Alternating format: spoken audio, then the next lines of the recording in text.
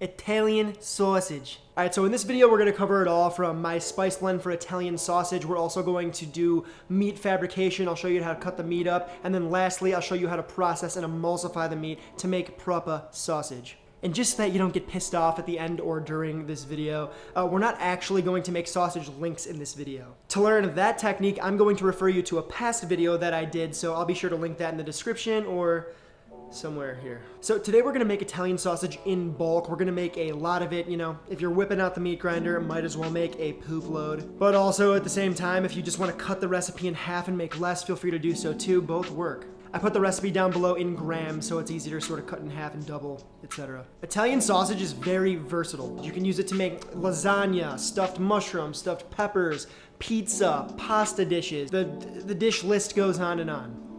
Okay, let's do this.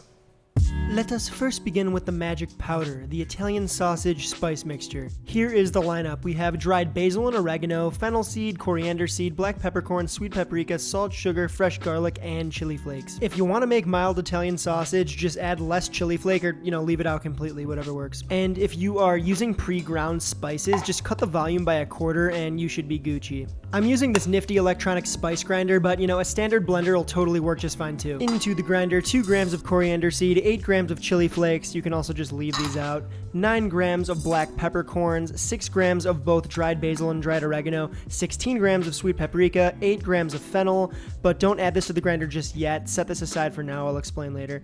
Then 30 grams of kosher salt and 33 grams of cane sugar.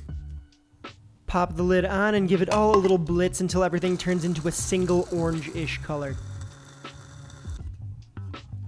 There we have it, everything in powdered form except for our fresh garlic and whole fennel seeds. And remember, we already seasoned this with salt and sugar, so there isn't going to be a reason to add any more salt down the road. You're gonna be good with this. Set that spice blend aside, and it is now time for le meat. Here we got a bone-in pork butt, also called a Boston butt. All we're gonna need to do here is finagle out the bone and cut away the remaining meat into small cubes, roughly, about an inch or so, give or take.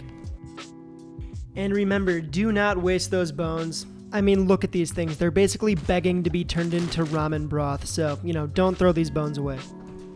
Slice up and scale out about 3 pounds of that pork booty. This is going to be our lean meat component of the sausage.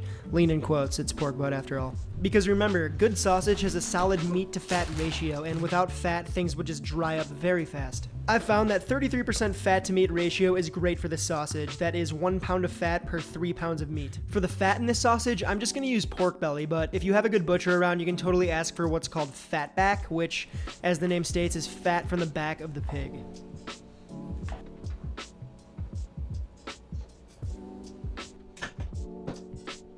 Once your meat is fabulously fabricated, aka cut up and measured, it is time to season. Dump all of the spice mix from earlier onto the pork, followed by our minced fresh garlic and whole fennel seeds. And I prefer to leave my fennel seeds whole because I dig their anise bursts that they give off in the sausage and the way that they look, but if you don't want this, you can also just pulverize these and add them to your sausage blend. If you're leaving these whole, don't worry, some of the seeds will still be crushed in the grinder and they do soften up when the sausage is cooked. Sprinkle dem boys over the top, then it is time to get messy. I wouldn't use a spoon or some other tool to mix this up. I found that working the spices in by hand sort of spreads the seasoning out the most efficiently. When your pork and spice mixture sort of looks like that, pop the entire tray in the freezer for about 30 minutes to an hour. We need the meat to be ice cold so that the fat doesn't melt into the meat and the grinder can do its job without fuss. I'll be using this KitchenAid meat grinder today, and yes, it needs to be very cold for the same reason that our meat does. I pop my grinder in the freezer for at least an hour before I use it to make sure it's ice cold. Attach the grinder to the stand mixer, then pop in your worm, aka the spiral thing, the blade, and then the die, aka this holy thing. The die is what determines the coarseness of the sausage, so we're using a medium or the 4.5 millimeter die. Once 30 minutes has passed, set a sheet tray under the grinder to catch the meat, then remove the seasoned meat chunks from the freezer.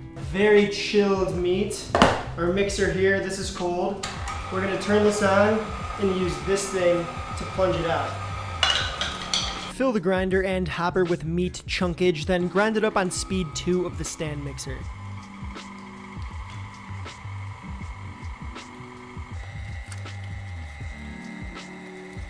Notice how there's a clear distinction between fat and meat. For now, this is good because the grinder will have an easier time doing its thing. Once you run through all the chunks and everything is ground up, it's time for the next step, emulsification.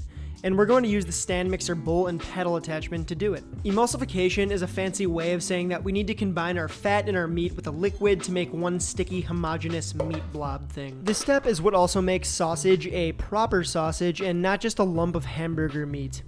To emulsify, we need liquid, and that liquid is going to be this ice-cold water and white wine. And don't worry, the wine's only there for flavor. It's likely going to evaporate when you cook the sausage, but if you are spooked, just replace the wine with more water. Start by attaching the pedal to the stand mixer and running the machine on speed 2 for a minute or so. After the meat is mixed for that minute, pour in half a cup of ice water, then a quarter cup of white wine. Feel free to bump up the speed a bit once the liquids are in. Just be careful because the meat can totally fly out the bowl, and I mean, nobody really asked for pork sausage wallpaper. Except for me, I guess. After a few minutes of mixing and mashing in the stand mixer, your sausage should be sticky to the touch and look a little bit like this. At this point, you're going to want to move your sausage into a big enough container to hold it and let it chill in the fridge for a few hours before you use it. I like to do this to kind of let the spices and the wine mingle with the meat, but if you're in a pinch, you could totally use this right away. Do what you want to do. This stuff is going to be fine in your fridge for 5 or 6 days, and if you want to freeze it, a couple of months. Just wrap it nice and tight.